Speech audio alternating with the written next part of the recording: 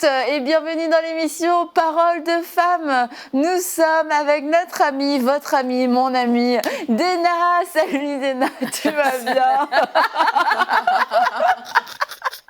Alors oui, je suis l'amie de tout le monde, quoi. Bah oui, Déna, tout le monde t'aime. Je pensais que c'était particulier, Annabelle. Oui, Ouais. mais puisque tu m'as toujours pas invitée, Je pensais que tu on m'aimais. est à la fin de la semaine. Mais La c'est pas vie- fini, on est encore samedi. Ouais, ok, d'accord. J'attends. J'attends. En tout cas, Déna, même si tu ne m'as pas invitée, merci à toi d'avoir répondu à mon invitation pour venir dans mon émission. Parce que tu nous as bénis et puis, Ah, comme c'est on l'a vrai. dit dans la semaine, bon, je pense que la plupart des gens te connaissent déjà à travers ton ministère de louange et d'adoration. Mais c'est pas tout le temps qu'on t'entend parler, exhorter, encourager. Et puis, merci parce que c'est super que tu puisses partager ta foi, ta passion, ton amour pour le Seigneur qui est vraiment contagieux. Et puis, on va continuer et terminer cette semaine avec Déna. Oui, nous allons laisser partir notre amie. Ça va aller, Mathilde? Écoute, je vais m'en remettre. Je vais m'en remettre. Apparemment. Et pour terminer cette semaine, on a parlé de la présence de Dieu, la vie de prière, le Saint-Esprit.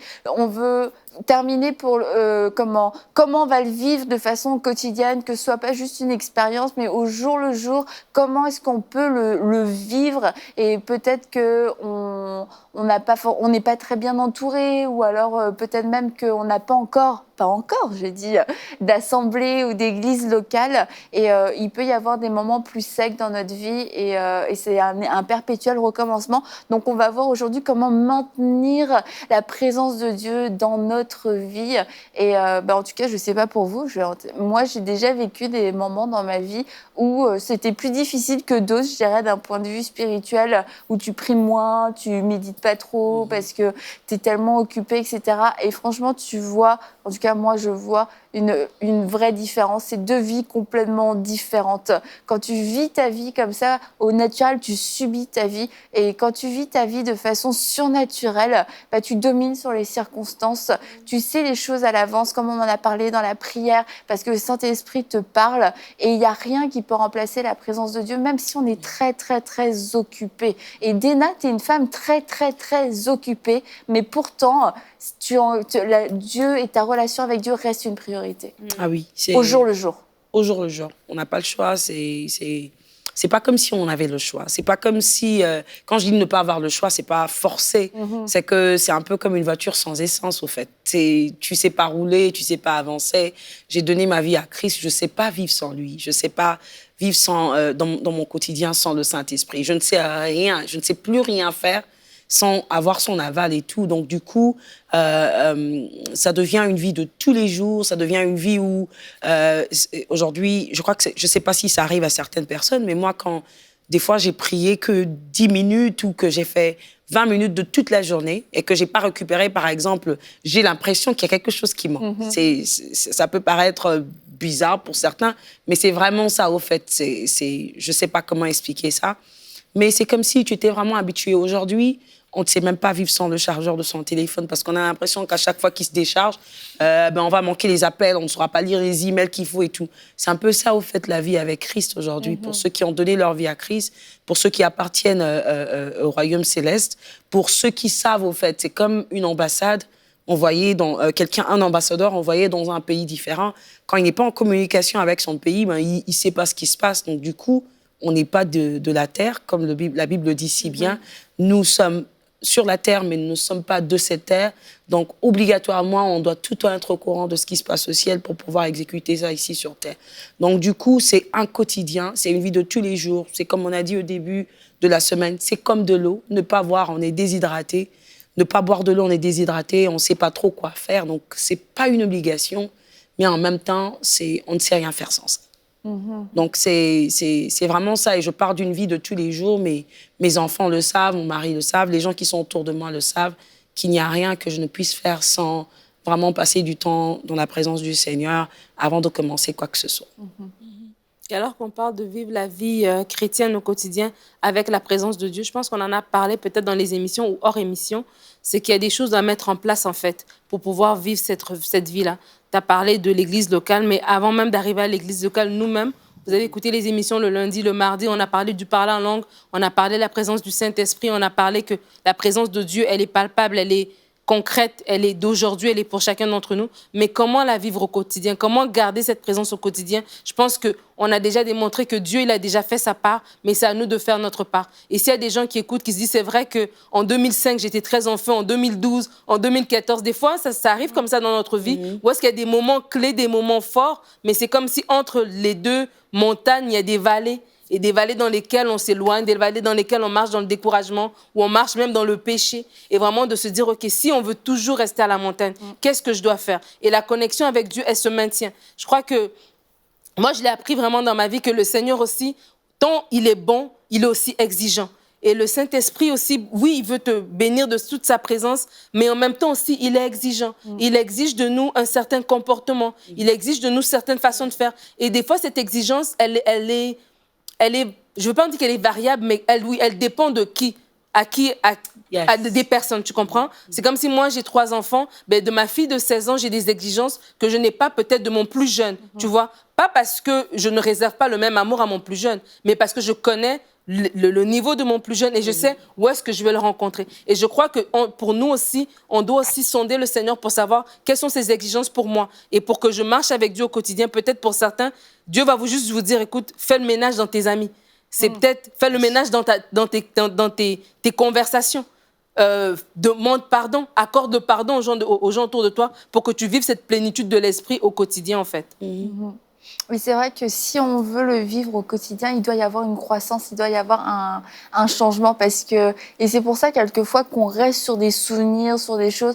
On a vécu vraiment un moment fort, ça a duré peut-être 1 mois, mais en fait, comme tu dis, Nadine, nous, on n'a pas changé. En fait, la grâce de Dieu était là pour nous pousser, mais on n'a pas changé parce qu'on n'a pas pris les pas d'obéissance qu'il nous demandait de prendre. On n'a pas fait le ménage dans nos relations. On n'a pas changé nos habitudes de vie. Donc, au final, on se retrouve à vivre la même vie, voire même moins bien qu'avant on se retrouve à vivre la même vie qu'avant, mais même en pire, parce que on n'a pas profité de cette grâce que Dieu nous donnait pour changer. Et la vivre au quotidien, c'est forcément une croissance. Évoluer. Et c'est forcément évoluer. Yes. Et si des gens veulent vivre la même chose tout le temps, mais du coup, c'est sûr, on va se dessécher, comme dans un couple, tu vois. Si tu manges la même chose tous les jours, à un moment donné... Vraiment, comme elle a dit, c'est une croissance, c'est un désir. C'est que tu cuisines. Ah oui, Annabelle, commence pas. Je te donne le numéro de mon mari, comme ça, tu vas l'appeler. Il va te donner des témoignages. T'as même pas dit bonjour à Michel dans l'émission. Bonjour bébé. Hello honey. Je sais que tu vas regarder cette émission. C'est Annabelle qui me pousse à le faire. Alors je te dis bonjour et tu sais combien je t'aime. Oh, c'est ça. C'est ça, c'est vendredi, c'est relax et puis c'est ce qu'elle fait d'habitude. En fait. Dans les coulisses, elle me fait bien souffrir. Annabelle, on est devant la caméra. Ça, il n'y a personne qui osait faire ça, Donna. Non mais attends, c'est vrai que ce que Nadine était en train de dire, c'est tellement vrai. Parce que ce qui se passe, c'est que on a l'impression, au fait, le vivre au quotidien, c'est comme tu as dit tout à l'heure, évoluer. Et comme l'a dit Nadine, c'est une relation. Tu restes pas statique, tu restes pas au même niveau. C'est comme un enfant à qui on commence à donner d'abord de la bouillie parce que c'est léger dans sa bouche. Et puis après, il commence à attraper des dents. On lui donne un peu de la nourriture. Il attrape des dents. Il attrape des dents. On lui donne de la nourriture plus solide parce que justement, le requirement, les exigences augmentent. Comme elle a dit, elle a parlé des exigences, pardon. Voilà, les exigences. Ça demande vraiment une collaboration. Vivre au quotidien avec le Seigneur demande une collaboration de notre part. C'est-à-dire, il a fait sa part, il est venu vers nous, il a toqué à la porte, on a dit oui, on a accepté de vivre ensemble, on a compris comment il fonctionne. Bon, quand je dis comment il fonctionne, c'est pas qu'on connaît automatiquement toute la nature de Dieu. On peut pas le connaître dans son ensemble. Mais au moins, on comprend ce qu'il veut. On marche dans l'obéissance. On lave notre entourage, comme elle a dit. On nettoie ce qu'il faut nettoyer. On s'applique. Et comme je crois que je l'ai dit à la première émission, c'est qu'on obéit à sa voix, au fait. Parce que de temps en temps, il faudrait savoir que nous sommes humains. Nous vivons dans des circonstances différentes de ceux de Dieu.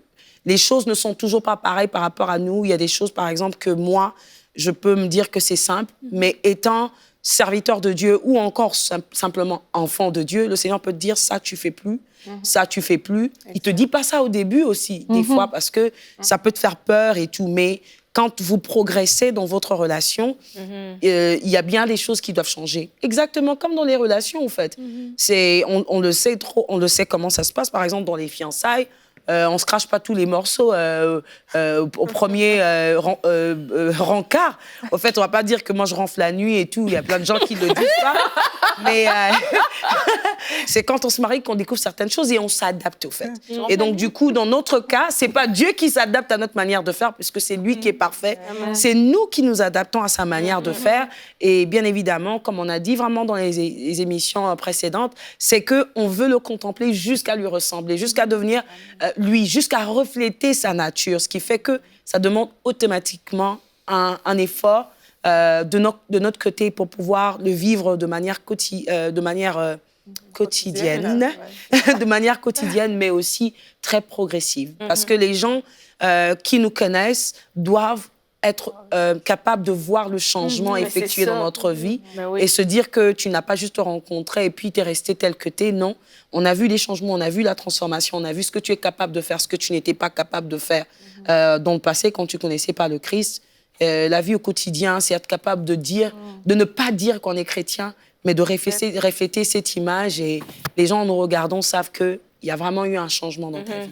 Mais c'est ça, de vivre avec Jésus au quotidien, ça implique une progression. Comme tu dis, ça implique un changement. Et si j'ai passé du temps avec mon Sauveur, ça dit que je vais être transformée de gloire en gloire à son image.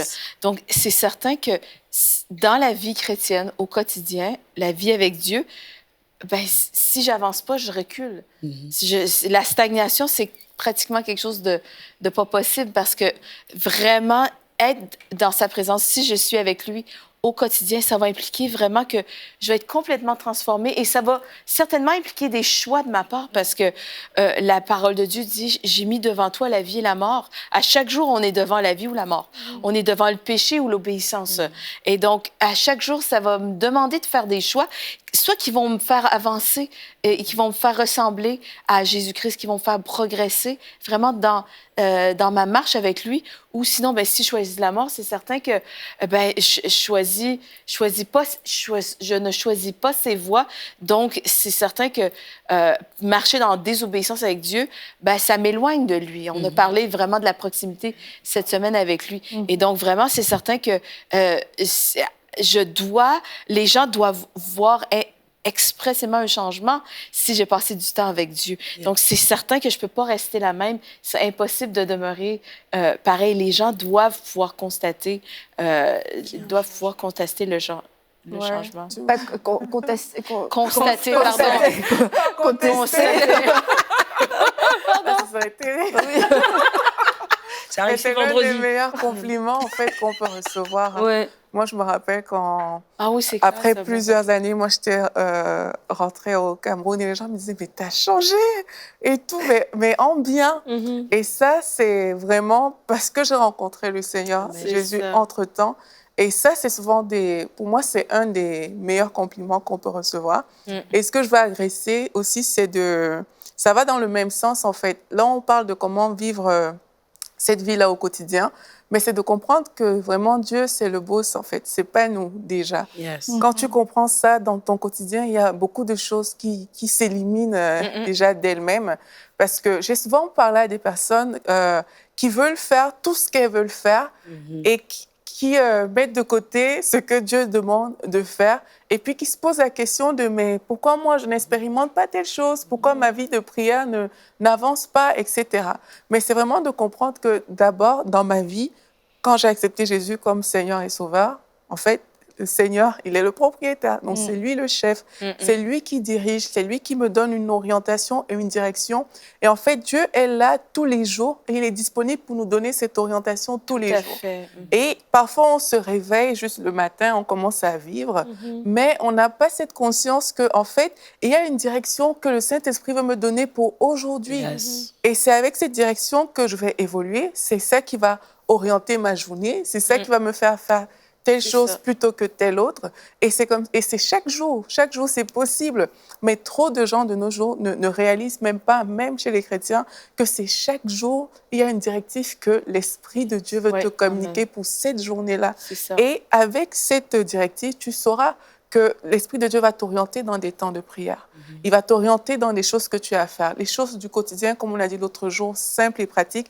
Il va t'orienter et ça va te faire vivre au jour le jour, mais vivre en étant dépendant de l'Esprit de Dieu. Et c'est cette dépendance, en fait, qui fait notre vie de chaque jour. Mais elle ne tombe pas du ciel comme ça. Il faut se disposer pour dire, mais Seigneur, c'est toi le chef. C'est toi qui as le plan de la journée. Qu'est-ce qu'on fait? Et c'est comme ça que chaque jour, on le vit, en fait. Et c'est comment on peut se dire face à l'éternité, qu'est-ce que ma vie? Et en fait, on peut se le dire quelquefois quand on passe par des moments difficiles, mais pas se le dire de façon un peu négligente pour juste négliger notre vie, nous laisser aller. Et puis, un des versets que tu aimes beaucoup, Nadine, c'est quoi? Psaume 90. Apprends-moi à bien compter.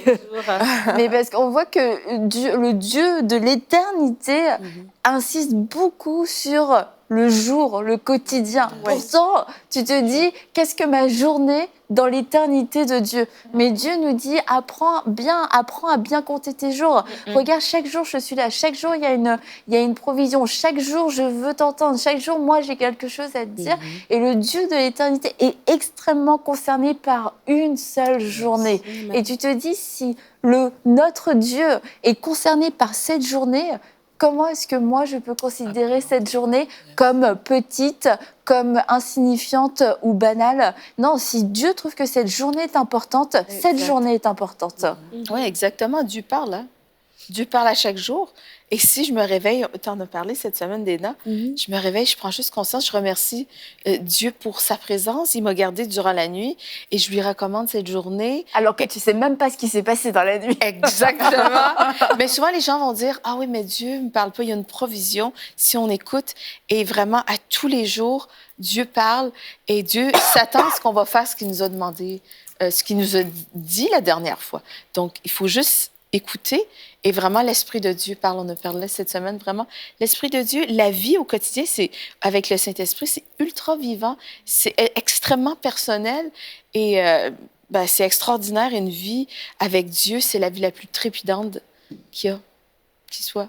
C'est vrai, je crois qu'on l'a dit un peu dans les coulisses avec Annabelle, on disait, c'est vrai que vivre la vie au quotidien, comment on le présente, c'est, comme Aurélie disait, c'est avoir des directives pour tous les jours, au fait, parce que tous les jours ne se ressemblent pas aussi. Parce qu'on a peut-être remarqué aussi, en tout cas moi particulièrement, qu'il y a des personnes qui vivent tous les jours pareil et sans suivre les directives pour aujourd'hui, par exemple. Je ne sais pas qui aimerait offrir le même repas à son mari tous les jours, à quelqu'un qu'il aime, ou même aux enfants, au fait, tu manges lundi, tu manges le même repas, mardi et mercredi. À la fin, ça devient boring et les gens ne... Au fait, personne... C'est très ennuyant. Personne ne veut manger la même nourriture tous les jours. C'est un peu ça, au fait. Le quotidien, il faut savoir vraiment balancer dans la relation. C'est pas tous les jours. Et puis, ne pas aussi se dire que c'est une habitude, au fait. Je suis habituée à prier Dieu de cette manière. Je sais comment il fonctionne. Je sais que pour ceci et tout, Dieu, c'est pas dans les habitudes.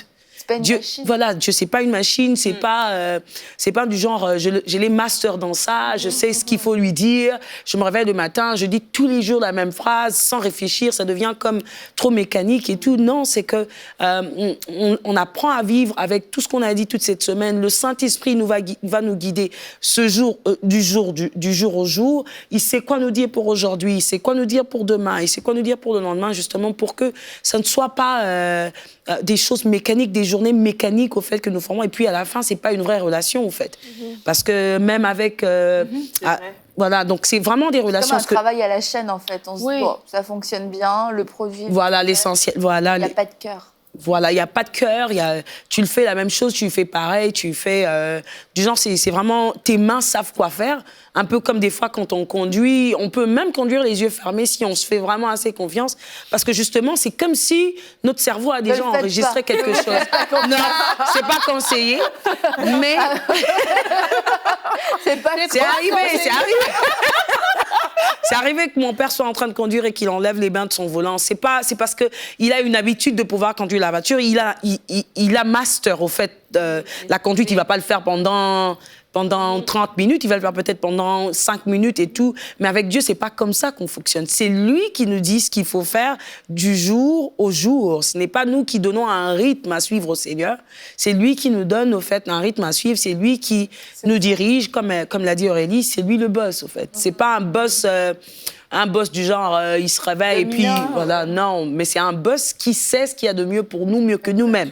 Et donc, du coup, on doit le suivre parce que c'est important pour nous-mêmes de le suivre. Amen. Parce qu'il y a des décisions qu'on pourrait prendre qui, lorsqu'on regarde ça de manière très physique, on a l'impression que c'est bon, je gère la situation. Mais lui, il regarde en avance, puisqu'on a parlé du Dieu de l'éternité. Il a déjà compté tous nos jours. Il sait déjà comment on va vivre tous les jours. Il nous regarde juste, nous faisons confiance et nous disons que je sais que Dena reviendra vers moi pour me demander qu'est-ce qu'elle doit faire pour telle ou telle autre situation. Maintenant, quand nous, on veut s'habituer à cette présence et se dire que c'est bon, je l'ai, ça suffit. J'ai prié, j'ai fait voilà, j'ai prié lundi, j'ai fait ma provision. Et toute la semaine qui va arriver, on verra ce qui va se passer parce que je vais contrôler. Donc, du coup, le quotidien, c'est vraiment le quotidien. Pas selon nous, mais le quotidien selon Dieu. On ne peut pas vivre sans air. Il n'y a pas une journée où tu vas dire, j'ai fait ma provision d'air pour lundi. Donc, du coup, mardi, j'ai plus besoin d'air pour respirer. Et c'est la même chose avec Dieu, en fait. On peut vraiment pas vivre sans air. Et c'est même pas difficile ce que Dieu nous demande de faire, parce que je pense qu'il y a une incompréhension aussi par rapport à ça. On pense que, voilà, quand on va vouloir vivre notre vie abandonnée à Dieu au quotidien, Dieu va nous dire, ne fais pas ci, ne fais pas ça, enlève ci, enlève ça. S'il y a même des choses à enlever, vraiment, le Saint-Esprit nous rend capable de le faire, en fait. Ça veut dire que Dieu ne compte même pas vraiment sur nous pour le faire. C'est son Esprit qui nous donne la capacité d'agir pour pouvoir enlever ces choses en nous. Maintenant, Dieu attend de nous qu'on soit des personnes disponibles. Ça veut dire que dans le fond, les personnes, par exemple, qui ont peur de s'abandonner à Dieu parce qu'elles se disent « non, c'est trop difficile, je n'arrive pas à faire ci ou ça », en fait, ce n'est pas ta force à toi qui est sollicitée, c'est l'Esprit de Dieu qui agit au travers de toi. Et quand c'est des cas comme ça, si on reconnaît, comme Dena a dit, que Dieu veut le meilleur pour moi plus que moi-même et que ce n'est pas un fardeau ou quelque chose de trop pesant, mais là, on va juste dire à Dieu, Seigneur, mais agis au travers de moi pour que je puisse justement aujourd'hui faire ta volonté, pour que moi je puisse marcher comme toi tu as prévu aujourd'hui. Peut-être qu'il y a des choses, parce qu'on connaît aussi la volonté de Dieu. Dieu nous demande de marcher dans la sanctification. Ouais. Ça, c'est pas une révélation que le Saint-Esprit doit venir te donner de façon spécifique. Mais on le sait. Il peut te dire là où toi, tu dois marcher dans la sanctification. Oui, exactement. Je veux dire de façon globale. Je parle vraiment de façon globale. Donc là, c'est comme s'il y a peut-être des péchés qu'on reconnaît que voici un péché dans ma vie, peut-être que je n'arrive pas à l'abandonner. Demandez la force au Saint-Esprit. Saint-Esprit, je veux être conduit par toi, je veux que ma vie soit OK pour toi. Donc accorde-moi cette grâce-là de pouvoir vraiment me détacher de ces choses et avoir cette volonté, en fait, ça fait la différence. Et c'est comme ça qu'au quotidien, on grandit. Il y a des choses que hier, on n'arrivait pas à faire. Et puis demain, on va voir que, mais par la grâce de Dieu, je suis capable de faire telle chose. Mais ça s'est fait au jour le jour, en fait. Ouais. Moi, j'aime, il y a ce verset qui dit que les bontés de l'Éternel se renouvellent chaque matin. Yes. Et c'est chaque matin. Il y a une provision chaque jour. Et vraiment de savoir que, en tant que chrétien, on a parlé de la conduite. En fait, en psychologie, il y a un terme, ça m'échappe en ce moment, mais quand on conduit, quand tu fais un chemin que tu fais tout le temps, tu peux te rendre compte que tu fais le chemin, mais tes pensées étaient ailleurs. Et tu arrives chez toi, tu dis, je suis déjà arrivé. Tu as conduit, mais tes pensées étaient ailleurs. Tu n'as pas fermé tes yeux. En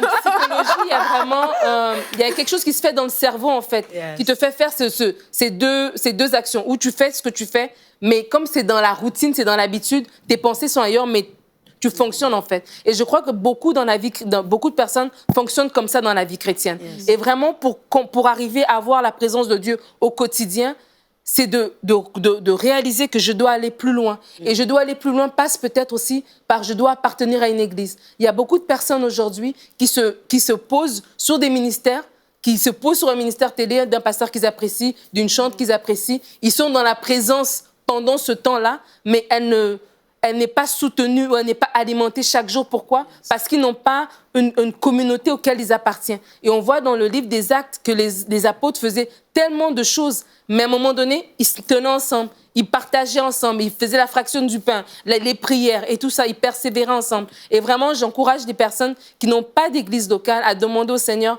parce qu'on reçoit beaucoup de mails, beaucoup de gens qui n'ont pas d'église locale, soit par choix, soit parce qu'ils ne savent pas vers qui se tourner, soit certains aussi, ils sont dans des contextes où ils habitent dans un village éloigné, mais c'est très peu de pourcentage des gens qui habitent dans un village éloigné. Donc vraiment, si tu habites dans un village éloigné, Seigneur, envoie tes ouvriers, la moisson est grande, envoie un serviteur ici. Mais si tu es à 30 minutes, à 1 heure, à 2 heures, on a entendu des gens qui font 3 heures de route pour aller à l'église, c'est important. C'est ça aussi qui va nourrir, qui va te booster, qui va faire que cette présence quotidienne, tu vas pouvoir la garder. Pourquoi? Parce que tu vas être en communion avec d'autres personnes. Et comme un feu, quand le feu commence à s'éteindre, si on voit un feu de camping ou de charbon, peu importe, mais un feu qui s'éteint, qu'est-ce qu'on fait? On prend une braise, on la remet, et la braise, elle communique en fait à d'autres. Et c'est comme ça aussi qu'on peut garder, c'est ça, justement, quand on est en communion avec des autres, nous peut-être on a un petit peu baissé, l'autre, elle me booste, et là, ça me booste, et là, je vais encore plus loin, et je garde la présence de Dieu au quotidien. Léna, est-ce que tu voulais ajouter un dernier mot pour ce dernier jour? Non, mais comme un peu l'a dit, comme l'a dit Nadine, c'est un vouloir, c'est toi. Tu dois désirer, tu dois désirer cette vie au quotidien, cette vie de prière au quotidien. Tu dois désirer vivre avec le Saint-Esprit. Tu dois désirer la présence du Seigneur. Tu dois désirer, ça doit venir de toi. Comme je crois, on l'a dit et je le répète encore, c'est qu'il y a une part à faire dans la vie de chacun de nous. Je peux être une source pour toi aujourd'hui. À tout assise ici, nous pouvons être une source pour toi qui nous regarde, dire que je vais regarder l'équipe de Paroles de Femmes pour m'encourager, mais tu dois aussi toi-même fournir des efforts, au fait, aller dans les églises, communier avec les gens, chercher des personnes. Je crois que j'encourage souvent les gens, cherche des personnes que tu sais qui pourront te booster dans ta foi. Quand tu es fatigué, pose des questions, essaie de te renseigner, va dans une église parce que tu peux ne pas avoir envie de prier, mais parce que tu es à l'église ce jour-là, il y avait un message particulier pour toi. C'est tellement important. Dieu sait que les choses se passent en union. Quand nous sommes avec les autres, on est plus fort quand on est ensemble. Seul, on peut courir très, très vite, mais avec plusieurs personnes, on peut arriver au fait. Parce que quand on se fatigue, ils pourront nous prendre la main et nous emmener beaucoup plus loin. Le Christ, ça se renouvelle. La présence de Dieu, ça se renouvelle. Et ça demande à ce que toi aussi, tu mettes à chaque fois ta part. Mais pour quelqu'un qui n'avait pas un mot pour terminer...